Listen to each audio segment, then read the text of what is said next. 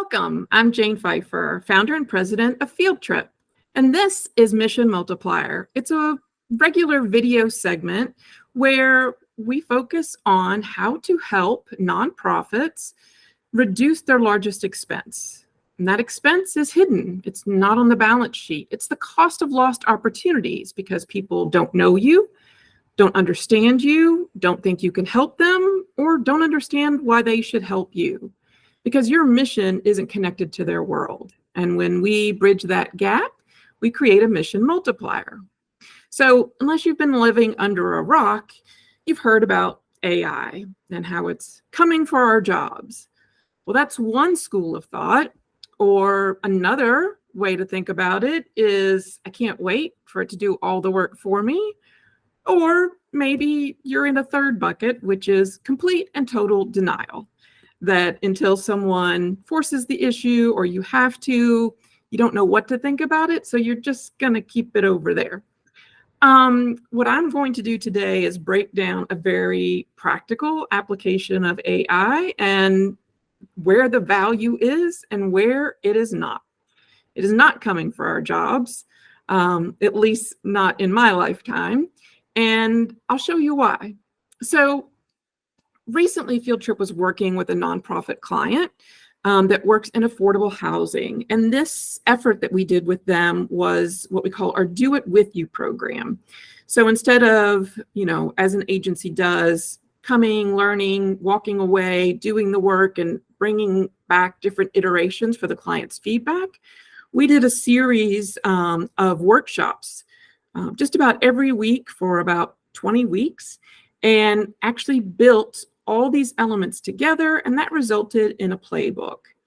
As I was putting on the finishing touches of the playbook, I realized that all these assets, like a brand platform, messaging, audience definition, competitive analysis, would be great to put it together if you believed that marketing is needed in nonprofits.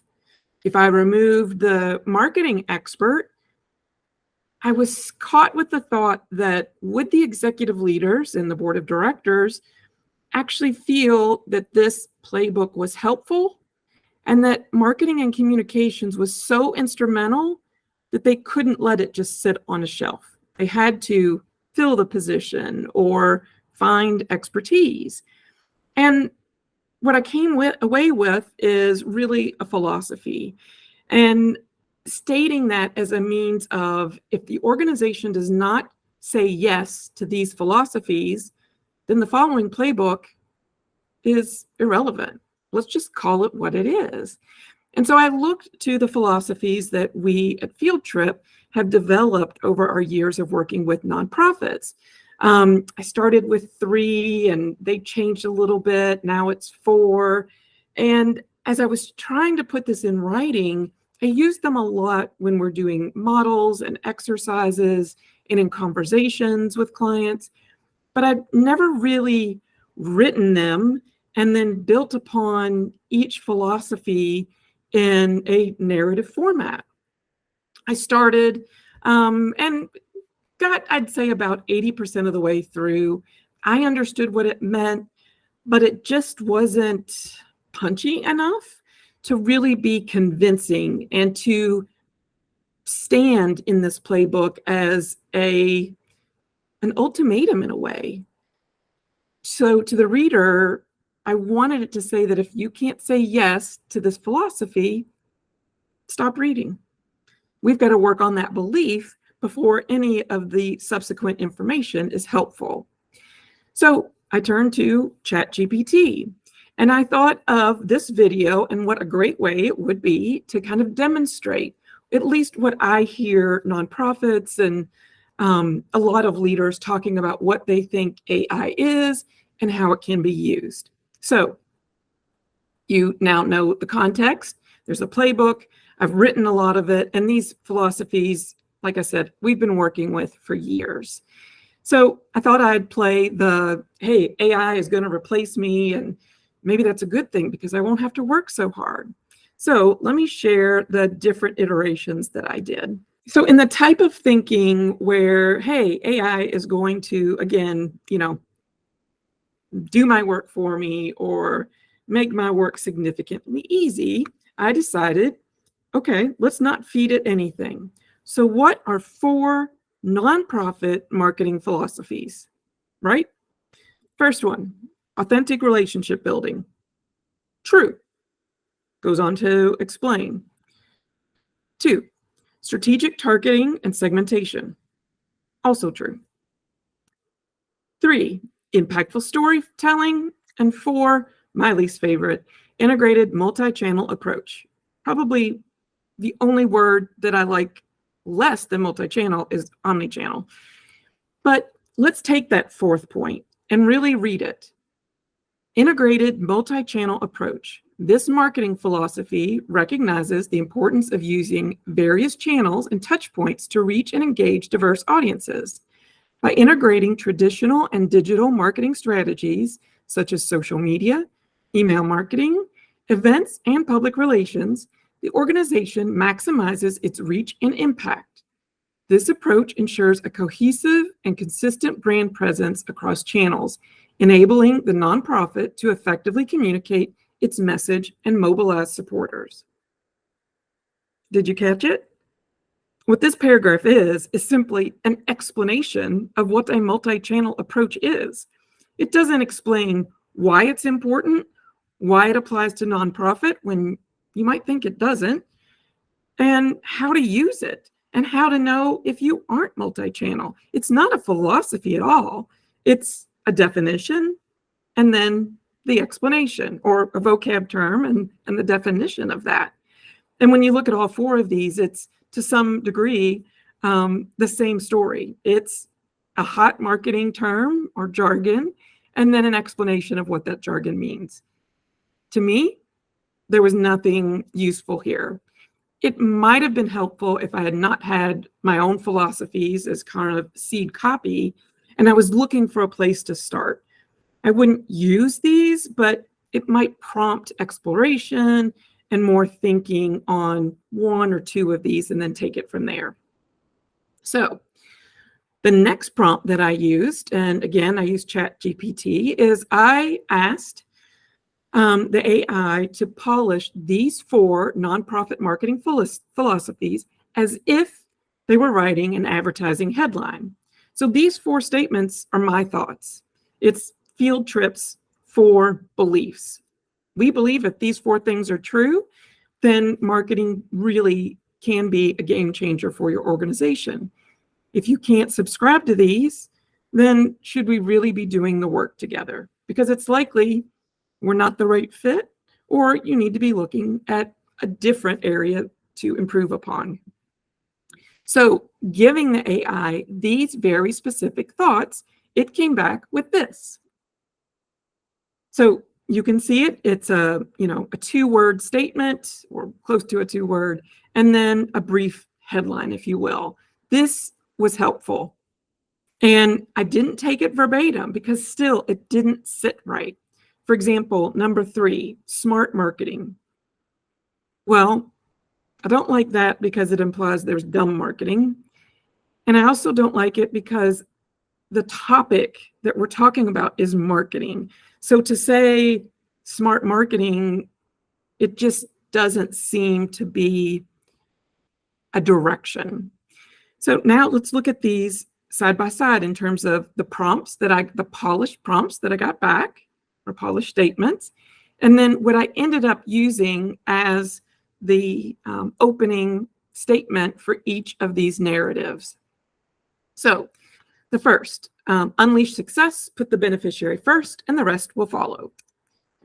Very close to taking the same thing. I used unlock instead of unleash. Why?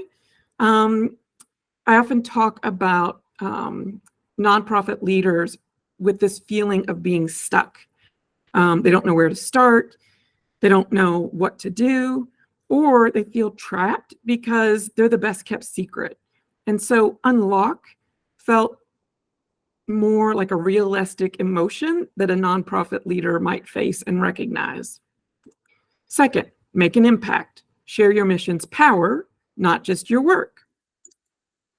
Ignite change. Inspire with mission impact, not the work. So I typically phrase it, if you're explaining, you're losing. You're losing their time, you're losing their attention, and you're losing momentum to create meaningful change. This just boils all that down. And I can use that statement, that the explaining you're losing, in my narrative, but this as a headline is much more concise and stronger. I used many of the same words, but I wanted the impact to be connected to the mission rather than the actual philosophy. Pardon me. Third, smart marketing. I told you what I didn't like about this, and that changed to maximize gains. Marketing is the asset because it gives you an operational edge and it's a strategic investment. It's not that there's smart or bad marketing, it's that we need to think about marketing as an investment as opposed to an expense. And so it got me close, but not quite where I felt it was the right statement. And then finally, bridging lives, connect beneficiaries to hearts, minds, and wallets. Again, very close. Bridge the gap. I talk so often about closing the gap between audiences. So again, I wanted to stick with gap, and I've recognized that, for years I've been saying close the gap. And candidly, that's not possible. If I'm helping an organization who works in affordable housing and they need to close the gap between someone who's never had a reliable place to live and someone who might fund a 52 unit complex, I can't close that gap. But what I can do is build a bridge between the two audiences so that there is a meeting point. They'll never have the same lived experiences, the same perspectives, the same mindsets, but there can be a connection point. And so bridging the gap became the statement that led this fourth philosophy. And then from here, I took each of these statements, built upon it in terms of how it applied to this organization, what it meant, how they could tell when they were living this, and how they could tell from their marketing work and messaging that it wasn't being honored. And that was a valuable use of AI. It was a waste of time without original thought. And it was helpful when I gave it, thinking that, again, had been refined over time, and asked it to just give me a fresh spin to kind of knock some of the dust loose in my head and see it in a different direction. And that's what I think is a more typical use as we look at AI in the future and how nonprofits might use it. Now, a couple words of caution. For AI use, you need to make sure that you're never submitting any proprietary information from yourself, a client, or especially your nonprofit, because it's not a secure secure platform. Even though you have a login or an account, it's not private. So simply, you can't even come close to doing that. And remember that anything that it generates is not your property. Now, I changed the prompts, and I originated it, so I still feel like that is my property, but I don't know that I can trademark it. So again, you've got to think of this as an iteration, not a final output. Make sure you check the work that's generated with an internet search to be sure it's not a direct quote of somebody else's work. I did that with each of these four statements, and I was delighted to see that really there wasn't anything close. Even some of those key phrases didn't show up for related content. Yes, there were statements that were similar, but it might be in, professional sales or a different category of business. And then finally, create and document guidelines for how you're going to use AI in your content generation for your own organization and for any contractors or freelancers that you use, because you don't want it to come back that content that you've used and put out to the world actually was never yours to begin with, or is just embarrassingly too close to another organization's work. It'd be better to not turn to the tool. So use the tool wisely. And at this time, We'll say look forward to seeing you next time. And if you'd like to see more Mission Multiplier videos, just visit wearefieldtrip.com/nonprofit.